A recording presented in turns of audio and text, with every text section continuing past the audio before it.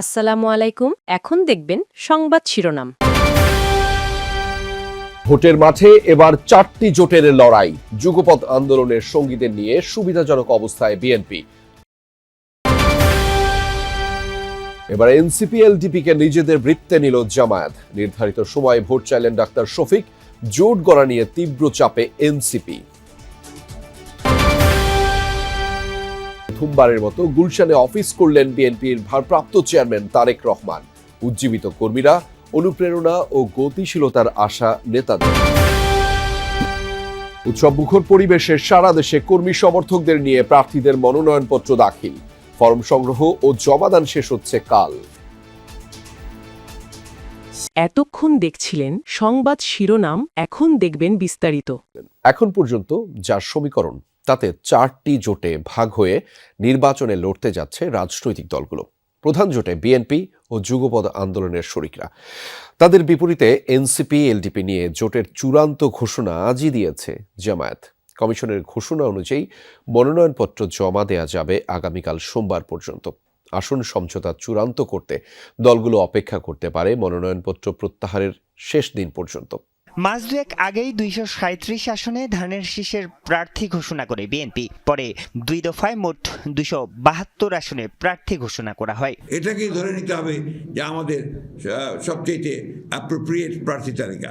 তবে আলোচনা না করেই প্রার্থী ঘোষণা নিয়ে দীর্ঘদিনের যুগপৎ আন্দোলন সংগ্রামের সঙ্গী 29 দলের সঙ্গে কিছুটা মনোমালিন্য তৈরি হয় বড় দলটির। বেশ কিছু আসনে প্রার্থিতা নিয়ে দলের মধ্যেও দেখা গেছে ক্ষোভ বিক্ষোভ।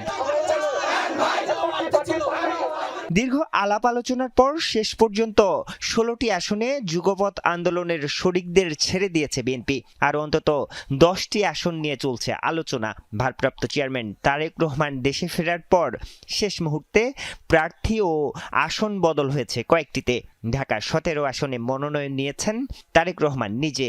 অসুস্থতা বিবেচনায় বিকল্প প্রার্থী রাখা হয়েছে খালেদা জিয়ার 3টি আসনে। অবশেষে জামায়াত সহ সমমনা 8 দলের সাথে নির্বাচনী সমঝোতায় যুক্ত হল জাতীয় নাগরিক পার্টি এনসিপি ও লিবারেল ডেমোক্রেটিক পার্টি এলডিপি। রোববার বিকেলে প্রেস ক্লাবে জরুরি সংবাদ সম্মেলন থেকে জোট গঠনের চূড়ান্ত সিদ্ধান্ত জানান জামায়াতের আমির ডাক্তার শফিকুর রহমান। নির্বাচনী আসন সমঝোতার পাশাপাশি আগামী দিনের রাজনৈতিক কার্যক্রমও 10 দলের এক থাকার ঘোষণা দেন তিনি। তবে ব্রিফিংয়ে এনসিপির কেউই উপস্থিত ছিলেন না। মনোনয়ন দাখিলের একদিন সময় হাতে রেখে প্রেস ক্লাবে জরুরি সংবাদ সম্মেলন ডাকে জামায়াত সহ আন্দোলনরত 8 দল। এতে অংশ নেন এলডিপি সভাপতি কর্নেল অলি আহমেদ। তবে এনসিপির তরফে ছিলেন না কেউ। ব্রিফিংয়ের শুরুতেই এলডিপি ও এনসিপির সাথে জোটের ঘোষণা দেন জামায়াত আমির ডাক্তার শফিকুর রহমান। জানান আসন বন্টনও প্রায় চূড়ান্ত। আপনারা জানেন, এতদিন ধরে 8টি দল একসাথে আমরা কাজ করে আসছিলাম। এই দলগুলোর সকলেই এখানে উপস্থিত আছেন প্রতিনিধিরা। তার সাথে আলহামদুলিল্লাহ আজকে আরো 2টি দল আমাদের সাথে সম্পৃক্ত হয়েছেন। জনাব কর্নেল অলি আহমদ বীর বিক্রমের নেতৃত্বে এলডিপি এবং এনসিপি। এটা আমাদের একটি মজবুত নির্বাচনী সমঝোতা। সারা বাংলাদেশের 300 আসনে আমরা বসে নিজেদের মধ্যে আলাপ আলোচনার মধ্য দিয়ে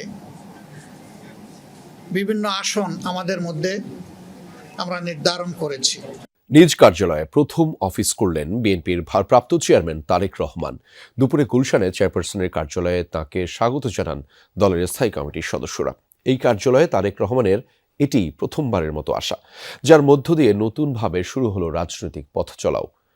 অনানুষ্ঠানিকভাবে দলের স্থায়ী কমিটির বৈঠকও করেন তিনি, যেখান থেকে আগামী নির্বাচন ঘিরে নির্বাচন কমিশনকে সহযোগিতার সিদ্ধান্ত নেয় বিএনপি। আলোচনা হয় গণতান্ত্রিক উত্তরণ ও জনজীবনের নানান সংকট নিয়েও।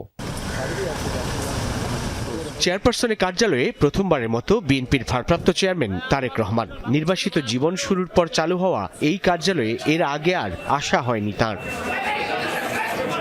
দেশে ফেরার পর চতুর্থ দিন দুপুরে গুলশান অ্যাভিনিউর বাসভবন থেকে বের হন বিএনপির এই শীর্ষ নেতা। 5 মিনিটের মধ্যেই পৌঁছে যান দলের চেয়ারপারসনের কার্যালয়ে। তাকে অভ্যর্থনা জানান স্থায়ী কমিটির সদস্যরা। এরপর কার্যালয়ে নির্ধারিত অফিস কক্ষে বসেন তারেক রহমান। এতদিন দূর থেকেই দলের নেতৃত্ব দিয়েছেন, বিএনপিকে করেছেন সংগঠিত। দেশের মাটিতে তার অফিস করাকে ঘিরে উজ্জীবিত কর্মীরা। নেতাকর্মীরা মনে করেন এর মধ্য দিয়ে তারেক রহমান ও বিএনপির নতুন রাজনৈতিক অধ্যায়ের সূচনা হলো। এই যে অফিস নিয়ে আমাদের অনেক স্মৃতি, এখান থেকে আমরা অনেকবার অ্যারেস্ট হয়েছি এবং আমাদের চেয়ারম্যান সাহেব আজকে এই অফিসে পাড়া দিয়েছেন। আমরা সবাই অপেক্ষামান। আমাদের দলের মধ্যে সমস্ত কিছু শৃঙ্খলা পরিপূর্ণভাবে স্থাপিত হবে বলে আমরা বিশ্বাস করি। তার যে অফিসিয়াল যে কার্যক্রম তিনি আনুষ্ঠানিকভাবে শুরু করেছেন, সো ইনশাল্লাহ আমাদের বাংলাদেশ জাতীয়তাবাদী দলের প্রত্যেকটি নেতা কর্মীরা সর্বোচ্চ সব দিকে তৃণমূল পর্যায়ে সকলে উজ্জীবিত রয়েছে। দলের জ্যেষ্ঠ নেতারা মনে করেন তারেক রহমানের হাত ধরেই সারা দেশে বিএনপি কর্মীরা হবেন আরও অনুপ্রাণিত। আগে তো উনি প্রযুক্তির মাধ্যমে ভার্চুয়ালি উপস্থিত থাকতেন, আর এখন কাছাকাছি পাচ্ছে। এই নৈকট্যটা এটা দারুণভাবে নেতাকর্মীদেরকে উদ্বুদ্ধ করছে। তিনি যখন সামনে আসছেন,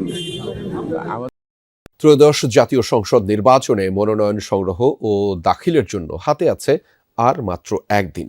তাই শেষ মুহূর্তে মনোনয়নপত্র হাতে ছোটাছুটি বেড়েছে প্রার্থীদের।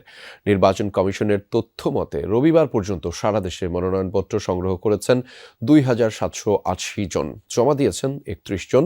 ৬১টি দল ও স্বতন্ত্র প্রার্থীরা জমা দিচ্ছেন মনোনয়নপত্র। নিয়ম মতো ১৪টি বিষয়ের কাগজপত্র জমা দিতে হবে। তাই শেষ মুহূর্তে ডিসি অফিস, নির্বাচন কমিশন এবং বিভাগীয় কমিশনারের কার্যালয়ে ভিড় করছেন প্রার্থী ও সমর্থকরা। ত্রয়োদশ জাতীয় সংসদ নির্বাচনে মনোনয়নপত্র জমার শেষ দিন ২৯ ডিসেম্বর। এর মাধ্যমে শেষ হবে বহু কাঙ্ক্ষিত এই নির্বাচনী প্রক্রিয়ার প্রথম ধাপ। তাই রোববার শেষ মুহূর্তে মনোনয়ন ফরম জমা ও উত্তোলনে ভীষণ ব্যস্ত সময় পার করেছেন প্রার্থীরা। ঢাকার ২০টি আসনের মধ্যে ১৩টি এই বিভাগীয় কমিশনারের কার্যালয়ের আওতায়। সকাল থেকে তাই মনোনয়ন ফর্ম হাতে ভিড় করতে থাকেন প্রার্থীরা। এদিন বিএনপির ভারপ্রাপ্ত চেয়ারম্যান তারেক রহমানের হয়ে ঢাকা ১৭ আসন থেকে মনোনয়ন ফর্ম তোলেন বিএনপি চেয়ারপারসনের একান্ত সচিব। ভারপ্রাপ্ত চেয়ারম্যান মহোদয়ের পক্ষ থেকে বিভাগীয় কমিশনার মহোদয় এবং তার যারা কর্মকর্তা আছেন তাদেরকে কৃতজ্ঞতা জানাচ্ছি।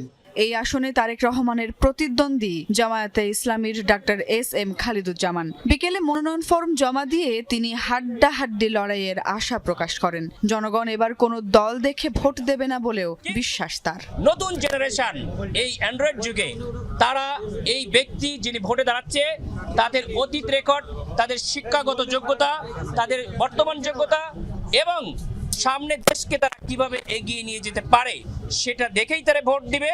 এদিন সকাল থেকে বিএনপির একাধিক প্রার্থী মনোনয়ন ফরম জমা দিতে আসেন। সুষ্ঠু ও প্রতিদ্বন্দ্বিতামূলক নির্বাচনের আশা ব্যক্ত করেন তারা। জনগণকে যে কোনো মূল্যে ভোটাধিকার প্রয়োগের আহ্বানও জানান। এই নির্বাচনটা তারা আপনার নস্যাৎ করতে চায়, গণতন্ত্র